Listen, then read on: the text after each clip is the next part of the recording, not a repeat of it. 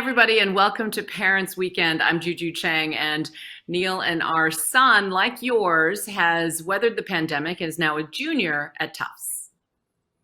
And I'm Neil Shapiro, also a proud parent of the class of 23 and a member of the class of 1980. We're so excited to join you once again from our home in New York City to help guide you through this virtual version of Parents and Family Weekend. And I know that, like you, we're disappointed that we can't meet in person. I know that Neil and I visited campus last week, and it was a glorious fall day, and I know the students just looked like they were in their element. But our student safety is our primary goal, and we want to do everything we can to ensure they have a normal semester. So if that means we have to wait as a group, to wait one more year to meet in person as parents and family, well, it's the right thing to do. Meanwhile, you can sit back and relax, and we're going to pull out all of the digital bells and whistles so that we can enjoy this Parents Weekend together and get a sense of what's happening in the classroom and beyond. So now we'd like to welcome Tufts University's 13th president, Dr. Anthony P. Monaco, who will kick off this program from campus. Tony, thanks for joining us, and I know you have a few words of welcome for our jumbo families. Thank you, Juju and Neil, for your warm introduction and for all you do for Tufts, including hosting this special program for a second year in a row. To the more than 2,000 parents and family members watching, welcome and thank you for joining us. It's exciting to see we have families joining from as far away as Egypt, Turkey, and Peru, and as close as a few blocks away here in Medford and everywhere in between. Today's program is your opportunity to get a glimpse into what life is like on the Tufts campus, both in and out of the classroom. You will hear from our provosts, deans, and some of our outstanding faculty, like psychology professor Ani Patel and computer science professor Jivko Sinapov, who are back in the classroom teaching our students. You will see what life is like at the SMFA and get a peek into some of their studios. There will be insightful conversations with notable AS&E faculty from our Institute for Research on Learning and Instruction, or EARLY, which was launched in December 2018. EARLY's mission is to introduce and sustain scholarly research on learning and instruction within departments, programs, and schools at Tufts. We call it EARLY because it's one of the first of its kind. And most importantly, you will get a firsthand view of a day in the life of our outstanding students on our Medford, Somerville, and SMFA campuses. I am so proud of the leadership and resilience that our jumbos have demonstrated throughout this pandemic. Their commitment to keeping our campus community healthy and safe by adhering to the protocols and guidelines has been the key to our success. As a parent of college students myself, I know that this has been a challenging year and a half. And I want to thank you for your ongoing support and understanding as we continue to navigate these uncharted waters together. Once again, thank you for joining us today. Enjoy the program. And thanks for joining us, Tony. Well, we all know that the academic experience is the core of what makes Tufts so great for our kids. So up next, we're going to get some insights from our academic leaders on campus who help guide the faculty and the staff who work with our students directly about what excites them to be back on campus.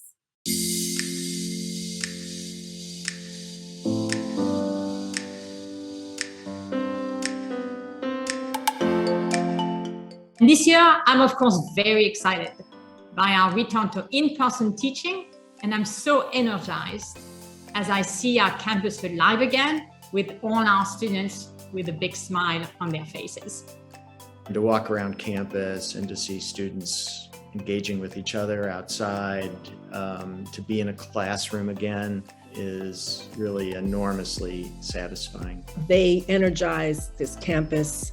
Their enthusiasm, their excitement, their maturity, and their seriousness. I really can't express adequately how excited I am about the students that we have this year.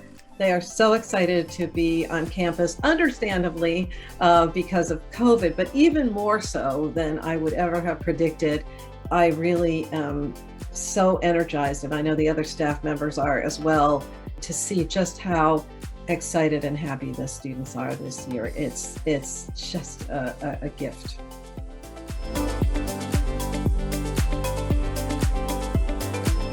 think the most exciting thing is that we have a freshman series of courses, and this is only open to first-year students in engineering primarily, but we also recently created space for students in other schools as well because they were so popular. So they're called Introductory Engineering courses, or EN1 for short. And the idea was to really connect engineering as an academic discipline to what engineers do in practice to make an impact in the world. We have 8 new professors of the practice. They are extremely accomplished. We were able to hire just the cream of the crop that was on the job market last year, and we're unbelievably excited. The new Cummings building is on schedule to be completed at the end of the fall semester and slated to open in the spring semester. It's an interdisciplinary building, no boundaries between different departments. It houses multiple departments. It's going to have programs from computer science, economics, math, our Gordon Institute, which teaches innovation and engineering entrepreneurship and management. So it's got all these new programs, and existing programs are going to be coming together in new ways in a building that's interdepartmental, interdisciplinary. There are so many exciting things happening at Tisch. There is the 1+4 semester and the civic semester, which gives students a chance to start their program at Tufts in a community, learning firsthand what it's like to work on building civic life in a place that may be very different from where they've grown up.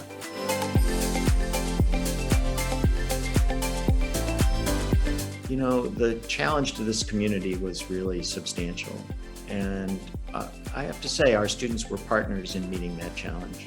I'm really proud of the fact that our students have participated in this in such a constructive way. It gives me great pleasure to be part of an institution where that's been the case. And I'll tell you this, I interact with great frequency with deans from other colleges and universities. And so I hear everybody talking about their own communities. And I can tell you that the Tufts community is distinctive and special.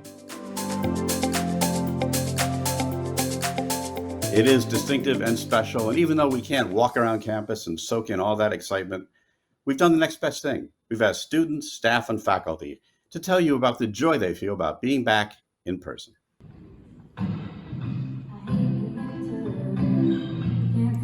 Hi everyone, my name is Hadia Giwa. I am a sophomore majoring in biomedical engineering and minoring in French.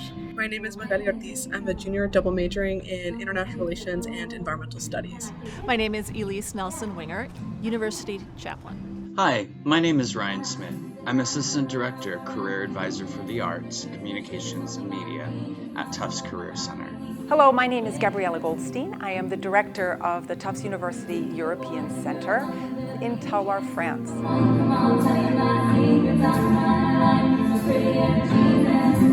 My favorite part of being back on campus this year is definitely the fact that campus feels like it's thriving again. I'm getting to meet so many new people, classes are back in person, clubs are hosting events again. I really like to experience all the things I missed out on last year in person, especially Hillel events. Just being around the life that exists here on this campus and getting a real feel for that again is a special thing and something I'm grateful for. So. The best part of being back on campus is meeting with students in person. I can really see how students respond to new information and how their learning is elevated. The first day of classes for me felt like the first day of college all over again, just because I had never seen the Tufts campus so vibrant and kind of lively with movement, even on a regular academic day.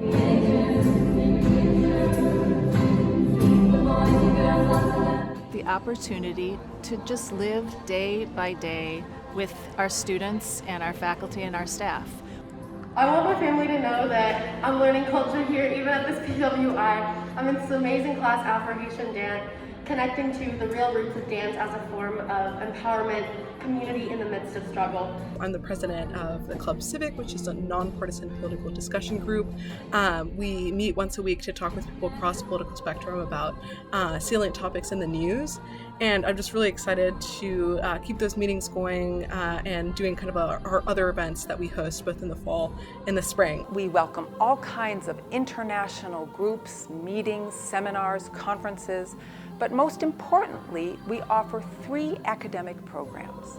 The Institute for Global Leadership, or the IGL, is a wonderful organization on campus that's provided students with so many different opportunities. I'm excited to help engage students more, connecting them to alumni and employers in the arts, communications, and media.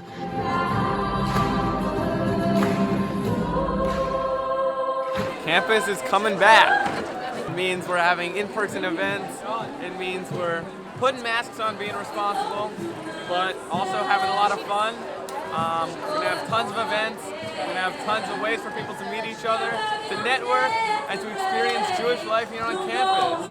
We're really excited to have parents back on campus again and being able to attend the events. We know that it was so hard and so challenging last year to be able, to have to watch the games from afar when we were competing in the spring, and now they can come and they can attend in person. They can be here to support their student athletes and support Tufts, and it's so great to see them all again. What I want to tell you about this place is that somehow it has magic in it. And I think we're very, very lucky to have such a wonderful place.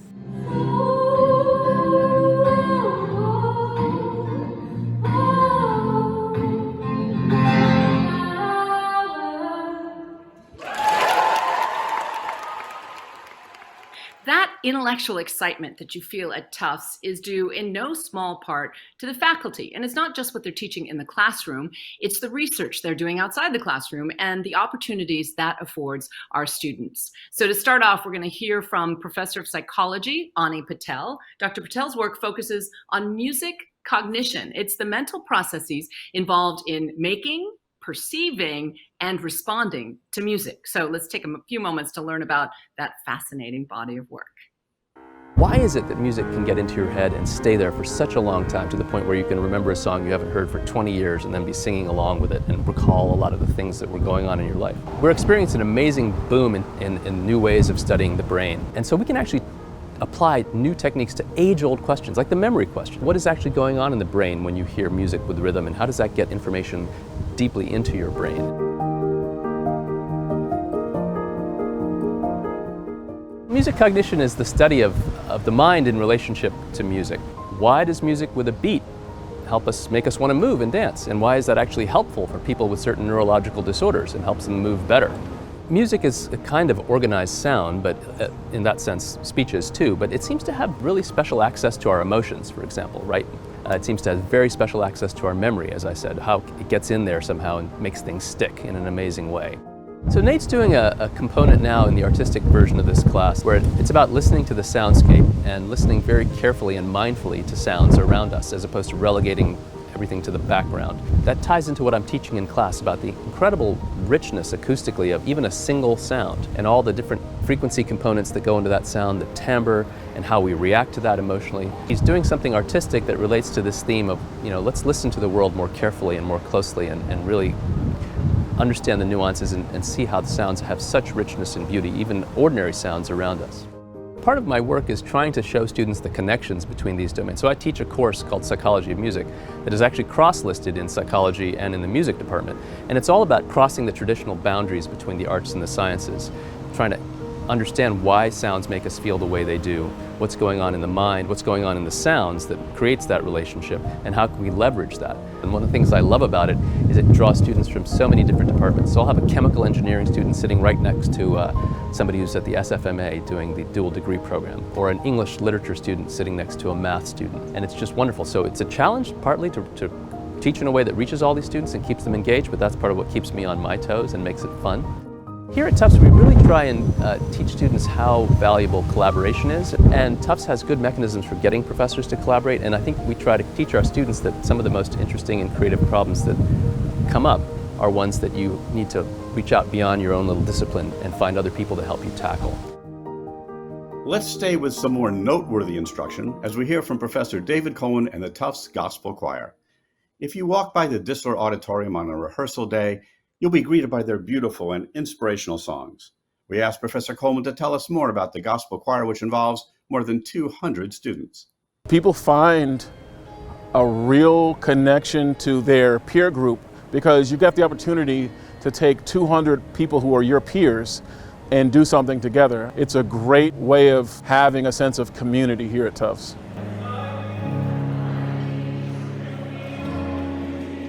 The Gospel Choir is made up of an average of 225 undergraduate students. Gospel Choir is an open and affirming community for anybody to join. We have a great diversity of people which cover a great cross-section of the population here at Tufts University. So we have people who have different faiths, people who have different ethnicities, people who have different belief systems.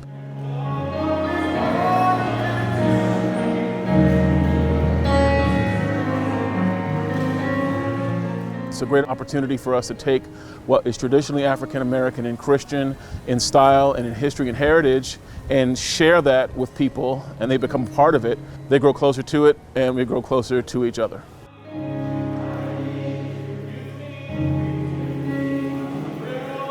The biggest lesson that I want them to take away is for them to care about the suffering of other people, not just what's happening in their own individual lives. When we begin rehearsal, we sing a song called I Need You to Survive, which says I need you, you need me, and that it's God's will that we care about each other. We sing that every rehearsal so that when they step into rehearsal, they are reminded that it's not just about them. And when we focus on this music that was born out of struggle, it becomes a part of us.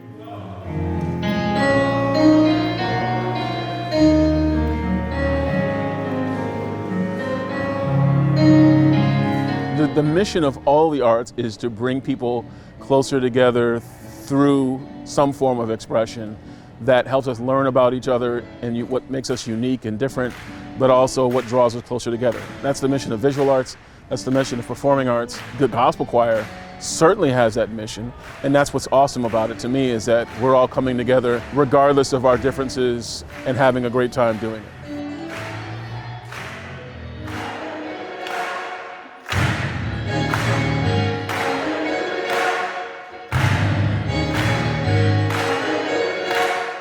Professor Coleman says, putting our differences aside to play together. Well, that's literally part of the mission of athletics at Tufts.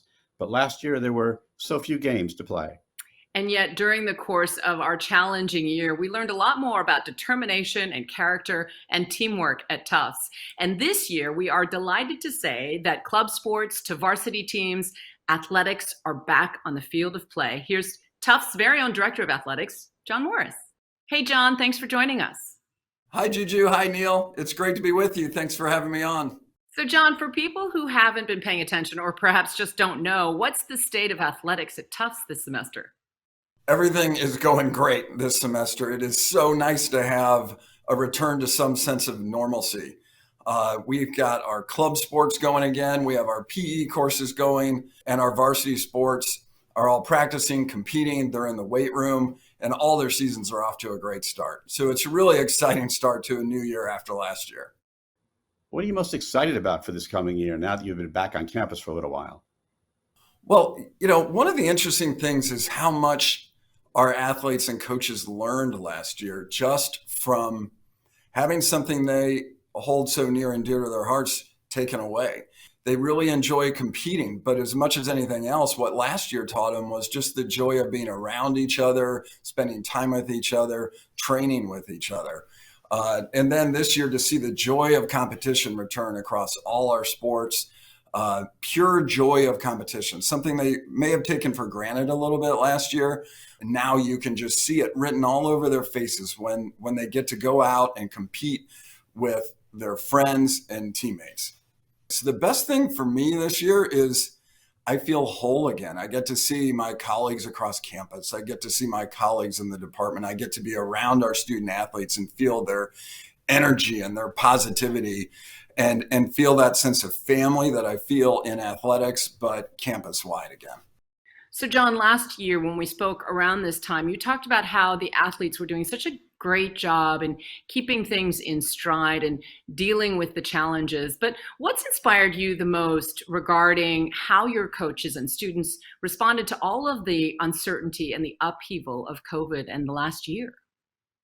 The most inspiring thing to me is the way our athletes came together and lived up to our values. The things I love the most were their sense of teamwork, their sense of supporting each other and the university. Our coaches got together and served as the case managers for all the COVID positive students on campus. They volunteered in the dining halls. They served as contact tracers. I was so inspired to see our coaches wanting to serve the community and help them through the pandemic. One of my greatest moments of the year came in the spring when our spring sports were finally allowed to compete. But under the policies we developed, the spring sports had to do day of game antigen testing. First day we had to do that, I got here at 5:30 in the morning in the Gancher Center, and I walk in, and who did I see conducting the antigen testing? Our head football coach, our head women's basketball coach, and a bunch of our other coaches. Part of our values is supporting each other, and that's what Jumbos do. And even though they lost their seasons to COVID, they were here at 5:30 in the morning helping the spring sport athletes have their season. And that was just so inspiring to me. And I think it just speaks to the values of Tufts University and the values of Tufts athletics. And it's been so great all year to see our student athletes and coaches living those values throughout a very tough year. John, the athletic fields are a place where the community can come together to rally around an activity. How have you seen athletics serve as a way for students to come together and enjoy something as a community? On Tufts campus and elsewhere, people are starved for that feeling of community. And it's so exciting when sports can help bring people together. I have to tell you, we had a soccer game this fall, our first home soccer game of the year. The crowd was unbelievable, and it was all students. But it was so fun to see such a nice crowd of students come together over a sporting event and cheer on the Jumbos. And I really hope that's something that we can maintain throughout this year and continue to use athletics as a way to bring the students together, give them a fun thing to do together, and continue to build that sense of Jumbo community. It's interesting. I'm not sure parents are aware, but there are some great opportunities. There's so many student clubs that students can get involved in. There's PE classes, rock climbing, things like that they can do to just complement all the other academic activities and community service activities they're involved in.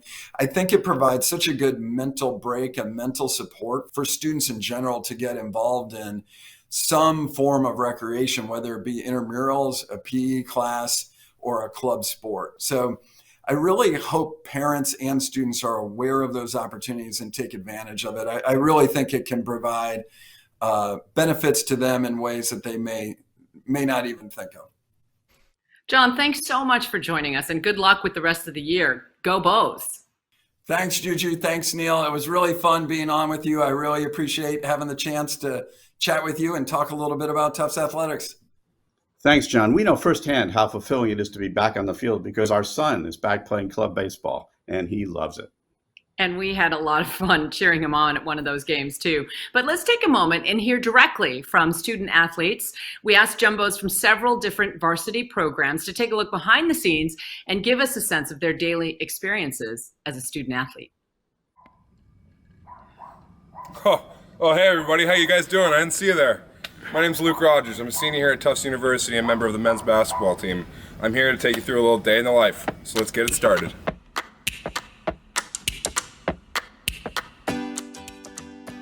Good morning. I am walking down the street to the gym where I will be doing a workout on my own, and then I will be lifting with the team.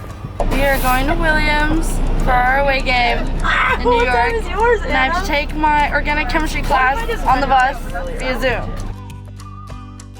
Hey everybody, I got class coming up in about 30 minutes, so I'm gonna cook up some breakfast, get it going, and really get the day started.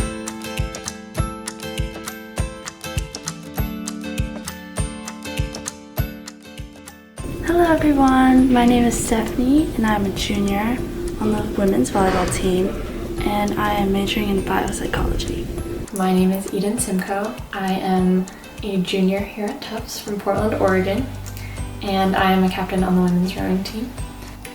I am currently double majoring in environmental studies on the humanities track and in international literary and visual studies, or ILVS, on the world literature track. My name is Luke Rogers. I'm a senior and the captain of the men's basketball team here at Tufts University. I'm a history major and entrepreneurship minor.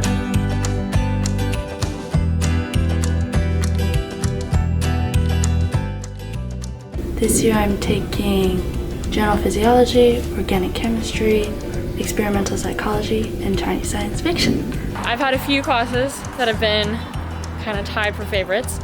One of my favorites was anthropology of the environment.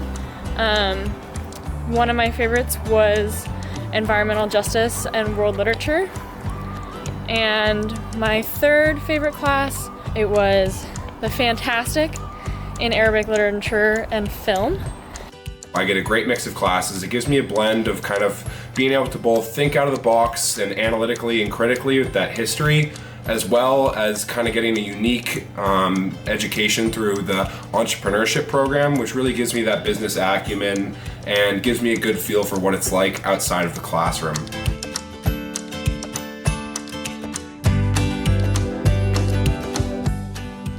As the captain of the basketball team, I've had a really great experience of getting to play, compete for championships, go to the NCAA tournament, and going into my final year as a senior, and I have very high expectations. I love being with all of my teammates. I love showing up to the gym, and when I get there, there are a bunch of other people working hard already, and I love that sense of community that is built through all of that shared work that we do together. My favorite part of being on a team is getting to be around amazing and driven people and having the structure of an athletic schedule.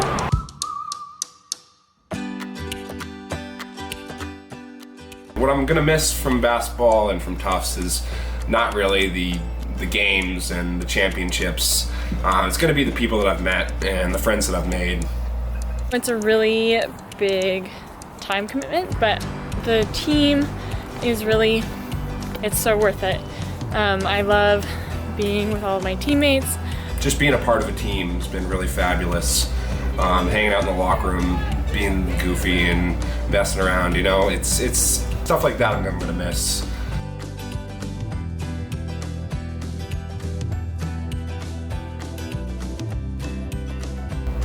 You know, Tufts has been the absolute perfect place for me to enjoy these last 4 or 5 years, and I'm gonna be sad to see it go, but hopefully I'll come back here in a couple years and I'll see a bunch of you guys here. So with that, I'll let you guys go. Thanks for following me around for the past couple days. Hope you guys had a good time, and go Bows.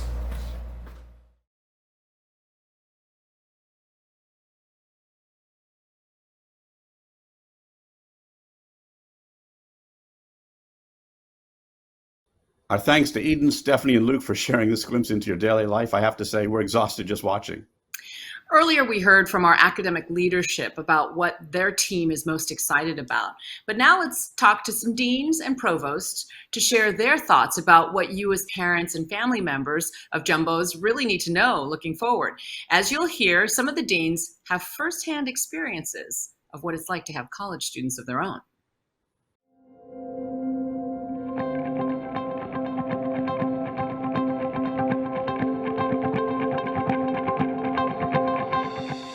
I know it's difficult to be a parent. I am a parent of 3 children, and it was heartbreaking when they left the home. But I hope you are as excited as me that your child is here with us. My advice to the parents is that give your children space. Give them space to grow. This is part of their maturation. I think we need to let them explore. And I would treat your children the way I hope my child is treated at his university, which means that I know there are people worried about him, people who care about him, people who love him more than anything else, like I do with my son. So I will do my best to make sure that your children have the experience I wish my child had. College is like a big smorgasbord.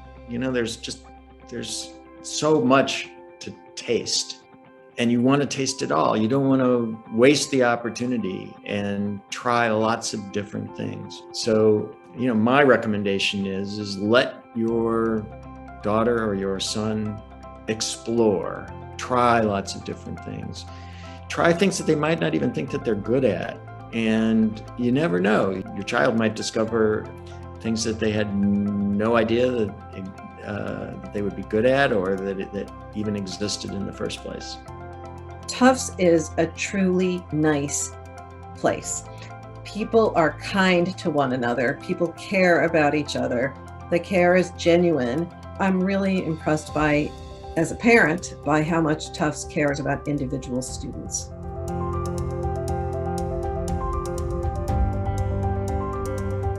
I think what makes Tufts really unique among higher ed institutions is its very constant commitment to civic life. It is part of our founding DNA. And so the commitment that Tufts makes to civic and community life is fulsome and manifest in every corner of the institution. And I think when students find themselves in this kind of a setting, it just allows their understanding and their knowledge and their commitment to flourish.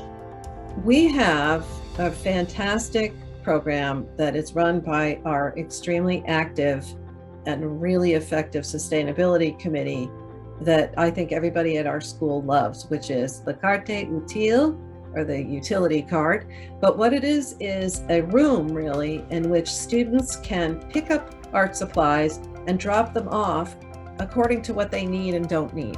All of this helps with our community and just sort of typifies what's so great about SMFA.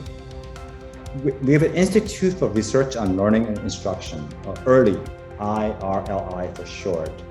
And this is really relevant to us as engineers because I think we are one of the very few, if not the first school in the country, to actually have engineers lead research on how engineering is taught and learned. Tisch has an amazing set of research labs that are looking into various dimensions of civic life and that are nationally recognized. And these are really exciting opportunities for students as undergraduates to be involved in cutting-edge research.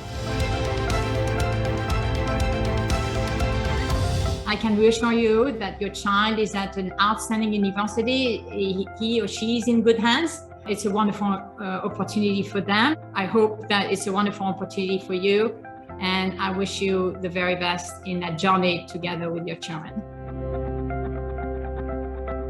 Perhaps it's no surprise that we heard our coaches and athletes talk about teamwork, but there are teams of all kinds, offering all kinds of opportunities, including working together on research projects. Let's see how Tufts is on the cutting edge of artificial intelligence and how the Wind Ensemble continues to make music despite the challenges presented by COVID. There's a lot of practical applications where we think this work will have a very strong long-term impact. If you think of all the problems humanity is facing, cleaning up all the plastic from the ocean, the environmental care of the earth, that's going to require robotics. If robots are smarter, if they can adapt better to humans and work better with humans, they will make a big impact. I focus on artificial intelligence with application to robotics. How can robots learn from their own interactions with the world and also from the people that are working around? Artificial intelligence is actually a very broad field with very many technologies. And a lot of what my students and I do is we look at studies about humans. And we study, how do humans become smart when we're born with almost no prior knowledge? By the time we're adults, we're driving cars, we're taking classes. We try to abstract away some of the knowledge from psychology, cognitive science, and apply it to a robotic setting. In my lab currently I have about 6 to 7 undergraduate students. Without them we would not be able to do what we currently do. Robotics is really a team sport. No one person can really do robotics on their own. So it really takes a strong team of complementary skills, and that's why we have students from all kinds of majors all working together. You have to foster the right environment for a good team to be able to operate. Something that maybe parents don't know about doing research as an undergraduate at Tufts is that for many students, the research lab becomes almost like a second home. The relationships they build with those students, with the faculty, with graduate students, will last a lifetime in most cases. And I think this kind of experience perhaps is not reflected in brochures or any other promotional information about Tufts. It really makes a difference from my observation on the students' life after they graduate. So one of the special things about Tufts is that we do want to provide research opportunities to students. Here, research and education are very tightly integrated. I think for me that's something special that Tufts has that's, at least I haven't seen anywhere else.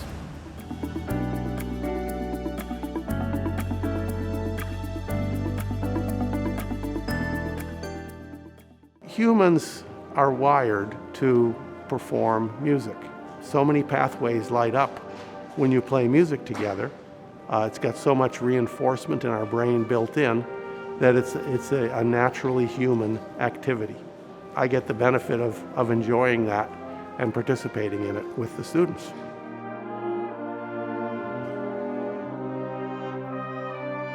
Wind ensemble is mostly woodwinds, brass, and percussion.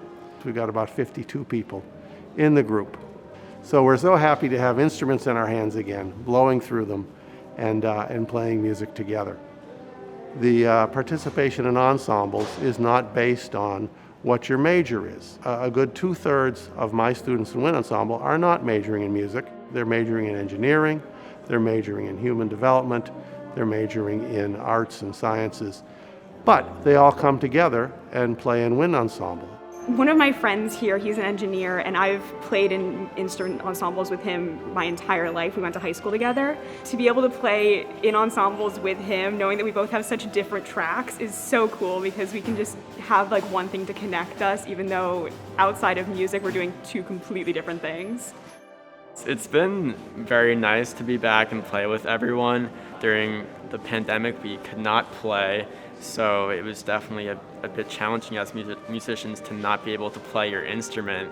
But being back has been great because we've been able to learn new repertoire, and it's been very nice to play with my fellow Tufts students, and things feel, like how they used to be, which is really nice, and I think we've all enjoyed it so far.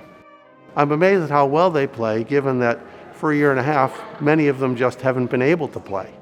I think it's because they've been well trained, and finding your good sound again, knowing what it is you're looking for, is a much quicker process than developing it initially. They remember what it's like to sound good, and they're enjoying that. I've been in band since 5th grade, so it's something that I kind of took for granted until last year. But coming back and being able to play with everyone again, it feels so natural, and it feels like campus is the way it should be again. We do our different things outside of class, but every week, Monday and Wednesday, we're all together for 2 hours. And honestly, the past 2-3 years, ever since I've been here first semester, wind ensemble has been my favorite part of the week, every week. It's definitely integral to the community here just because it allows everyone to sort of take a break and really live in the moment and enjoy the music they're playing. Music can be a lifelong activity, and being here at Tufts and playing is one step along that path. We all know last year versus this year is a study in contrasts. So to learn more about the types of engaging opportunities our jumbos can take advantage of this semester, we're now joined by Camille Lazadibar. She's the Dean of Student Affairs. Hey, Camille, so glad you could join us today. Hi, Neil and Juju. It's good to see you. I'm excited to be here. You get to work directly with students. What have you seen from students so far this year? And dating back to last year with COVID and the challenges they faced, what have you seen from students that inspires you in your role as Dean of Student Affairs? One of the best things has been seeing how students have just taken things in stride. We've all gotten used to testing and to, following all of those protocols. And it's been really nice to have just that kind of care for each other, and being able to just be flexible and adapt to how we're having to, learn to live with some of COVID like we had last year, but also some of the, new ways in which we can interact again. Camille, I know a lot of first year parents are tuning in because they just want to know what's going on campus. So more high level, how would you describe Tufts to someone who hasn't experienced it firsthand? I will start, as always, with the students. It's the reason why we're here. It's the reason why we love the work that we do. We get to work with really smart, creative, kind students, and it's really a privilege to be able to do that. This year in particular, I think there's a really nice energy because we've all sort of realized, having gone through the hardships of last year, the things we missed most about being together on campus and the way that we had been, and about being in community. It's a very vibrant place. I will say there's always something going on. One part that parents may not be as aware of is I do think that staff and colleagues here are incredibly collaborative, innovative, and they really truly care about students. And that just makes a really big difference, when you come into work every day. It's just a really lovely, energized place that really gives you hope and a sense of possibility, not just for what we're doing here today, but for what all of these students will be able to do in the future. Let's do a study in contrast. What's different from last year to this year? Students on campus, staff, faculty, we're all vaccinated. The level of risk and threat is different. We know a lot more about COVID, and so that has allowed us to change a lot of the guidelines and protocols that we had in place last year. And I think that helps lower everyone's anxiety, and it has allowed us to bring back some of the things that we missed about being able to have a meal with each other or spend time together doing something, just for fun or something very informal. So Camille, you mentioned that this is a big class and it's also a very diverse class. So what does it mean to you in your role, and how's the institution writ large approaching its relationship to the class based on how things have changed over the years? So, one of the things that makes this class special is not just its size, but it's also the fact that it's the most diverse class of first years that Tufts has ever welcomed. And, that has really been, I think, a game changer in many ways because, Tufts already was embarked on a plan to become an anti-racist institution, and being able to make sure that our programs are meeting the needs of all of our students from all different backgrounds, that they're also able to support our students. We're excited not just about the diversity in the class that has come in and all that will bring to our community and the ways that it will transform Tufts, but also the ways in which we can meet all of the needs and the ideas and the creativity that they will bring to this place. I do think that the more our classes diversify, the more we can also transform ourselves to meet all of the needs that they bring. Camille, thanks so much for being with us today. Good luck for the rest of the semester and for the rest of the year. Thank you so much for having me here. I really appreciate it. And I look forward to the rest of the semester. It's going to be great. Our thanks to you, Camille, for your thoughts and for your perspective. So now, to give us more of a glimpse of what it's like to be a student on campus, we want you to meet Alma, Gus, and Pam, three of our students who are going to share their experiences and their excitement about Tufts today. Hi everyone. So right now I'm actually on my way to the 8 o'clock shuttle to SMFA to go for my 9 a.m. painting class. It hopefully won't leave me. I am about to head over to my class. It's in the SEC Africana Study 22. I'm up early on this Saturday morning to open up the campus center, so let's go check it out.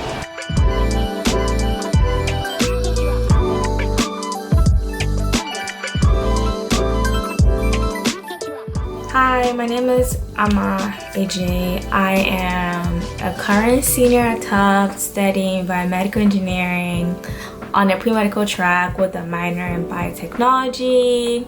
Hello everyone, my name is Gus Tringali. I'm a sophomore at Tufts University and I'm studying film and media studies. Hi everyone, my name is Pam. I'm currently a third-year student in the combined degree program at Tufts University and SMFA. So my major in the School of Arts and Sciences is computer science, and my major at SMFA is studio art.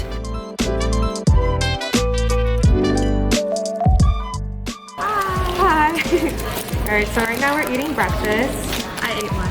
You already ate yours. Since I live kind of off campus, is on campus but off campus, I usually drive to my classes.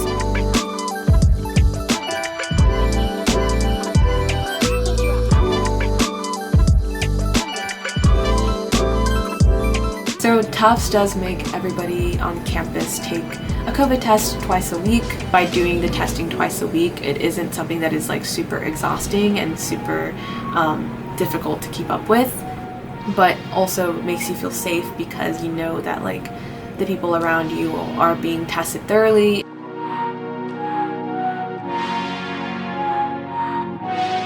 I am taking an advanced painting class, and that is a 4-credit class. So it is 4-credit class, and it is also a 4-hour class that meets like from 9 in the morning to 1 in the afternoon. This morning I have a lecture all about Alfred Hitchcock. We just recently watched this movie called The Shadow of a Doubt. It's amazing. I am currently taking 5 classes, and my favorite class so far is Sociology of Race and Ethnicity. It does feel like a lot of things are returning back to normal. Like, I'm not stuck at home sitting at my desk 24/7. It does feel like I have some opportunity to get some fresh air and walk to and from my classes.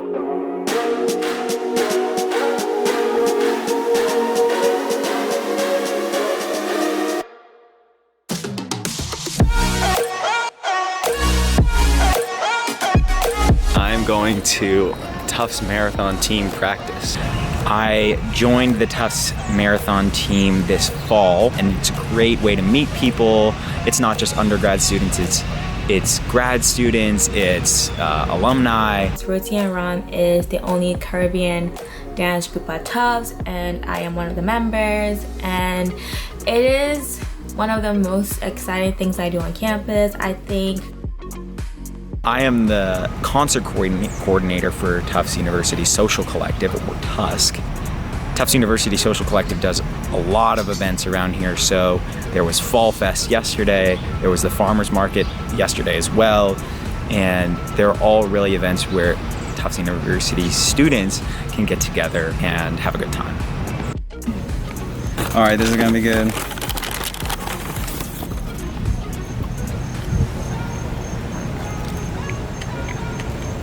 I was actually really good. Oh, I dropped it back.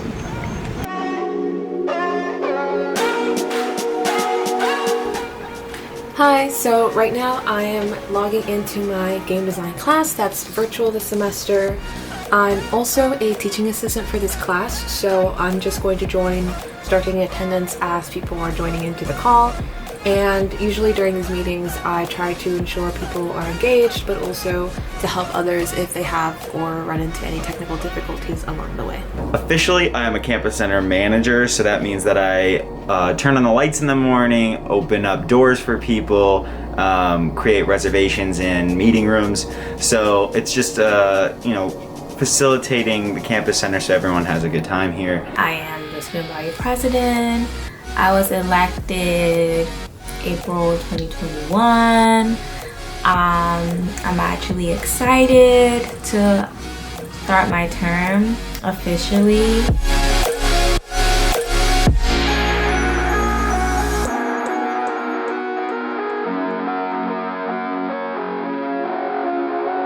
Thank you guys for coming out. Enjoy the show.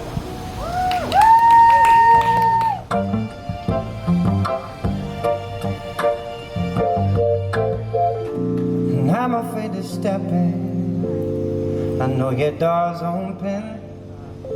There's something about you, and I don't wanna change it. Here I am hoping for the right person. How do I feel about graduating and entering the world? It's definitely a scary feeling, but I feel like Tufts has prepared me for the real world. I won't let you down now. I won't let you down. Thank you so much. This was really fun. Amma, Gus, Pam, I bet your parents are very proud of you. Thanks for sharing. Now, we spent a lot of time talking about life on the Medford campus. Now we're going to take a short trip, and you don't have to get on the T. We'll take you to meet the students and faculty at the Museum of Fine Arts. They're finding new ways to bring creative art to life in the studios and classrooms of our Fenway campus. So here to share with us some of the exciting opportunities of being a dual degree student is Maddie. And then after that, we'll hear from ballet repertory rehearsal choreographer Genevieve DuPaul, who's guiding students through the art of dance. Tufts having its own arts campus really fosters and pushes the limits of what art can be. I don't feel any sort of separation between the two campuses, even though they are in two separate locations. There's not a distinct otherness on either campus. It really is just one big community and family. The combined degree program is really unique. There are not a whole lot of other schools in the country that offer this kind of program. The combined degree program is really special, and you get the best of like literally everything that college has to offer. It's really just like a special place, especially in the fact that SMFA doesn't have any sort of major tracks. You just come and you get a BFA, so you can really take any classes that you want.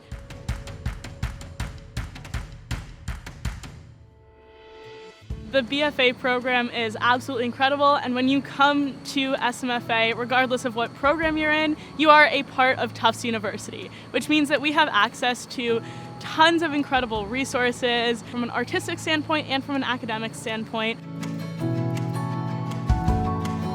There are so many studios. The studios are incredible. They're usually big open rooms with tons of resources, and they also foster a really incredible community of students.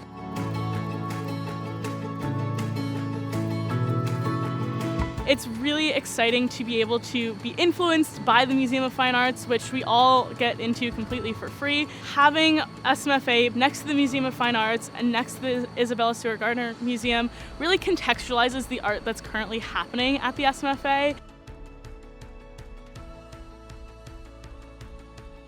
I would want parents and families to know that SMFA is a really vibrant arts community. It's also a really supportive and loving community. I have found so many absolutely incredible people here at SMFA on the Medford campus. Everyone is just so kind when it comes to creating art. SMFA is just like top tier.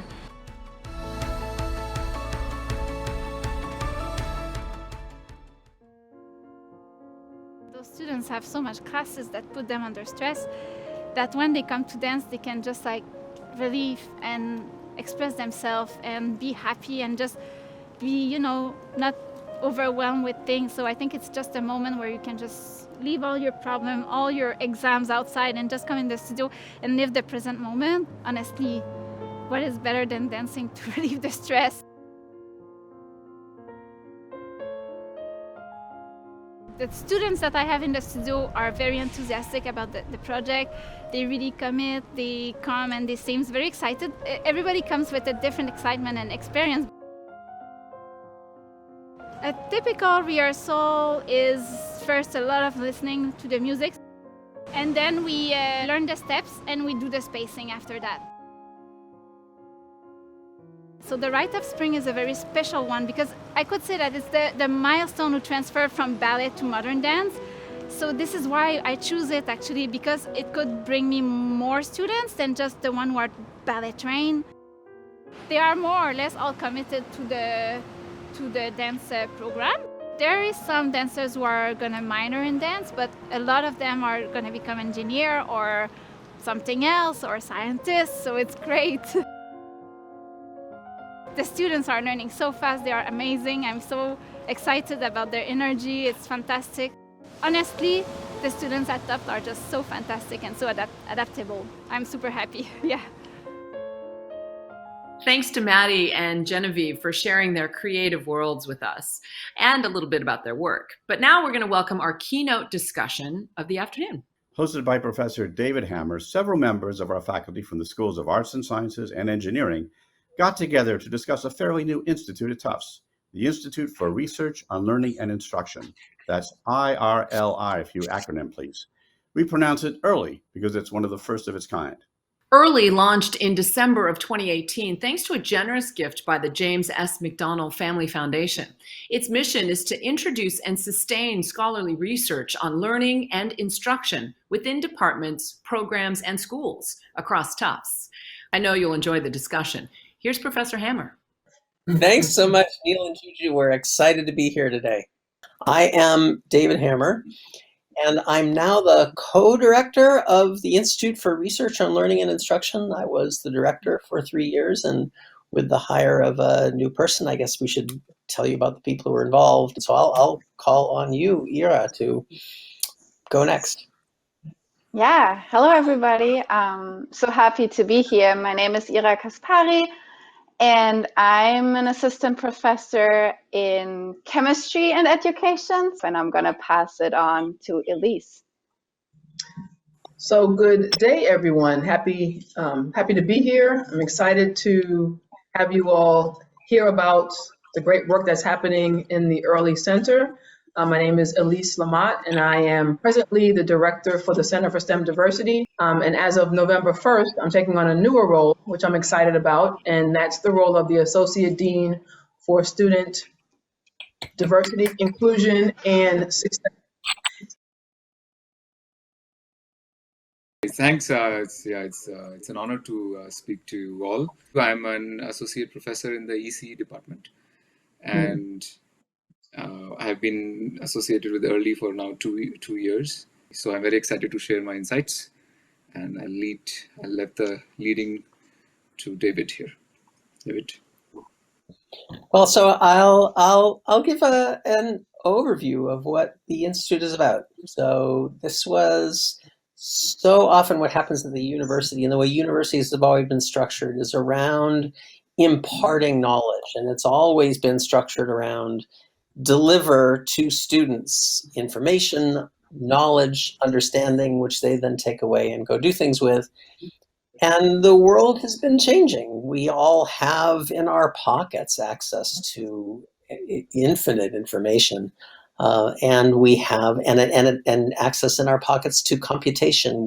So much of the demands that we used to place on individuals out in the world to do calculations, to know things, we don't need them doing those things anymore. We need people to be innovative, creative, critical, be able to have ideas and assess the quality of those ideas, to be able to be learners and in particular be learners in disciplinary ways.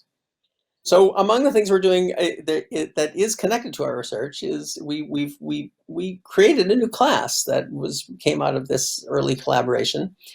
And I guess Elise, you're still teaching it. I was part of starting it with you and Julia a year ago, but you have it ongoing right now. So maybe you could talk about that course and what we've done with it.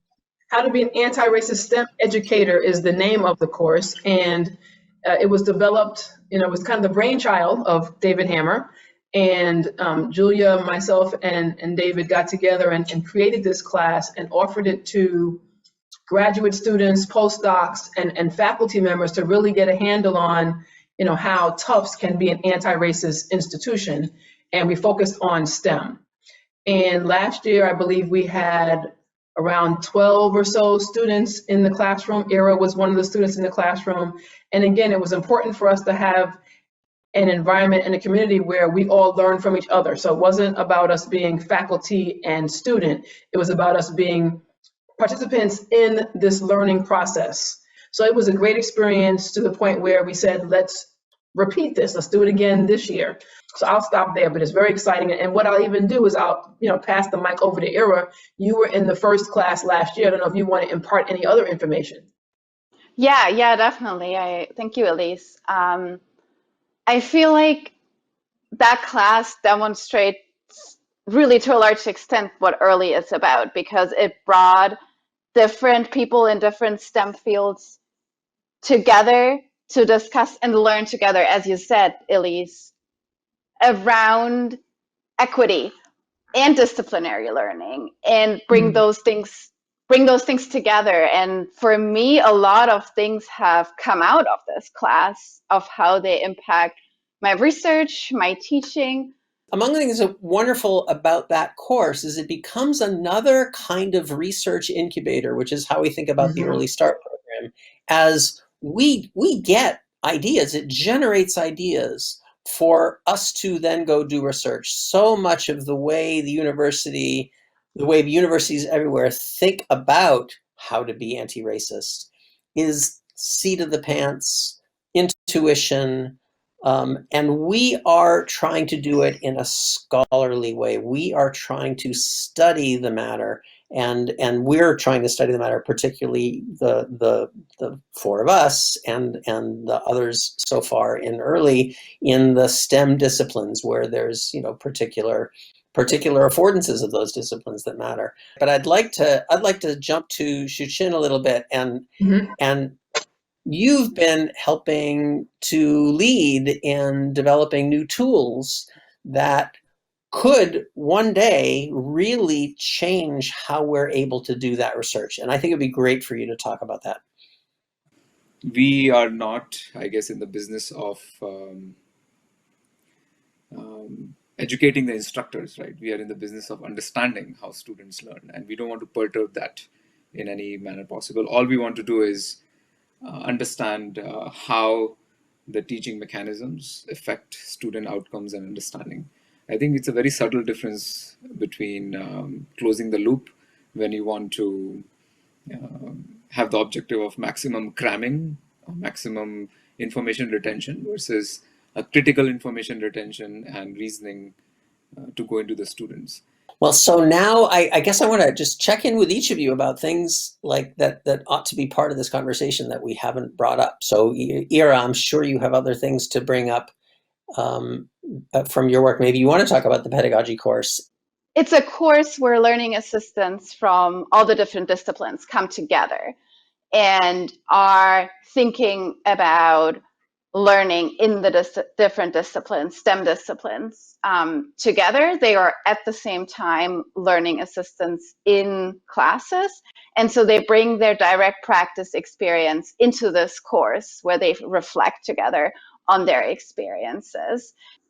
Elise, I wonder what you have planned now. I mean, I actually am so psyched that you are coming into this new role in November. So how will we be continuing to collaborate and doing research with to be in interaction with your new office? Good question. I know you are. That is a good question. Things that I think about, because I think, continuing the research is really important. Prior to me being here at the Center for STEM Diversity, we didn't do a lot of research, and I thought that was important for the growth of the center and for students. So I think that it's important to take that same focus that we use for the Center for STEM Diversity regarding the importance of research and partnering with early, and then bringing it over to now DSDI to figure out how do we, number one, integrate, STEM education and education in general with the 6 diversity centers. And then as we integrate them, how do we look at research? How do we research those other interactions that are happening now, between the CSD and the other centers, amongst the other center and the students that they support, et cetera, et cetera. So those will be things that, I would like to sit down with the division directors and think about, how can we create some research projects around those activities such that we can better support our students. So you haven't seen the last of me.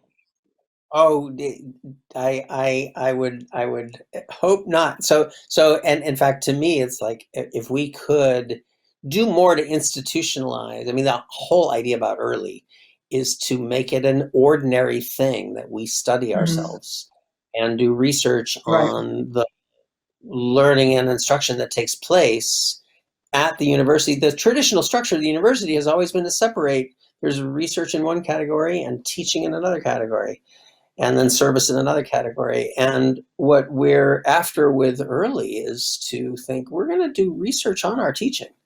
We're going to Right. study how these things happen. And so with your office and your new role is an area that we care a lot about. And if we care a lot about it, then we care about studying it.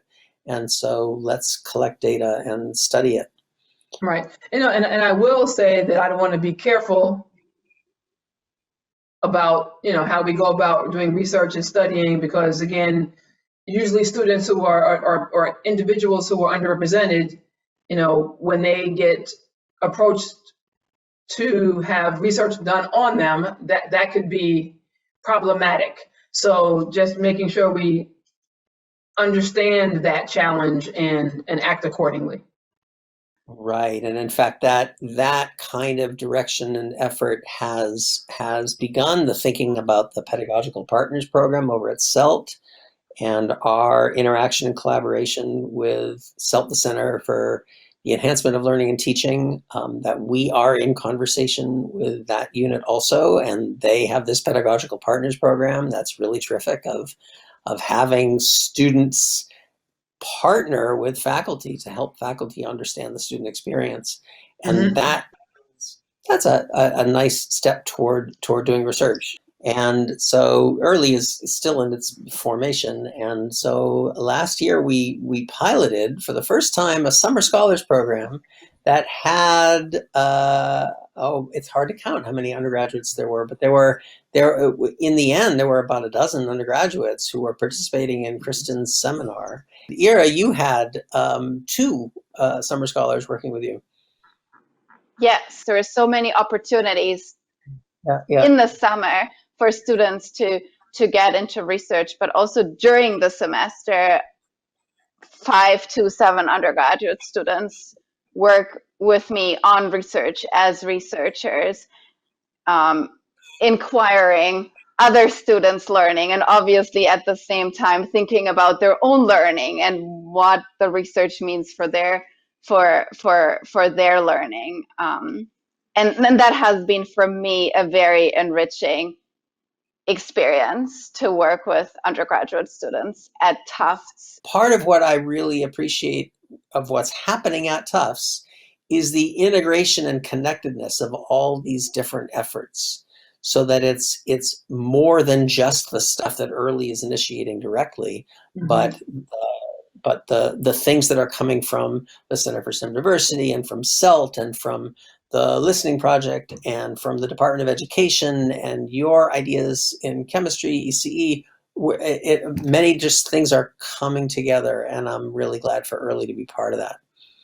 I think at Tufts, it has always been we learn to teach and teach to learn. And I think early carries that baton forward. That's very unique. Yep, no, and I agree with that. And I would also say that, I believe that faculty and staff here at Tufts, they are very collaborative, and they are also lifelong learners. So yes, granted, they're here to teach, but to Shushin, what Shushin was saying, they also really are intentionally wanting to continue to better themselves, learn more. Tufts as an institution, for this kind of, are we teaching, are we research, we are able to do research on learning and instruction in a way that I don't think other institutions are set up to do. Just the connectedness between teaching and learning, the connectedness between the different disciplines, between the different schools, engineering and arts and sciences, between individuals, but also between students and faculty. It all feels closer and more connected in a way. And I think that gives just this huge opportunity for early to work in this space. Elise, Shujin, Ira, thank you so much. It is such a, not just for this, it is such a pleasure to work with you all. It really is. And I'd say the same to all the other early colleagues that we have working with it. It really is such a joy to come to work and see all of you and our colleagues. Thanks, parents and families, for joining us, and back to you, Neil and Juju. I want to thank our panel for that exciting discussion. I guess you could say a fall came early this year. Or not. We could dispense with the puns if you wanted. However, it is time to wrap up. We want to thank everyone who planned and took part in this session to bring all of this engaging information and inspiring information to the parents. You know, as lifelong journalists, we're not in the business of making predictions, but we'll offer just one. Tufts will be a transformative experience for students, but you as parents will feel a renewed sense of pride and wonder as you watch your sons and daughters take their journey through Tufts. And we're so proud and honored to be here on behalf of the Tufts Parents Giving Program, your official hosts for this event. We thank you for joining us today, and we send all of our best wishes to your student and to your whole families. Enjoy. Hi Tufts families, Gina DeSalvo here, Director of Tufts Parents Giving Program, your hosts for this program this year. Can't believe I'm not welcoming you in person again this year, but I can't tell you how happy I am to be welcoming so many of your jumbos back to campus.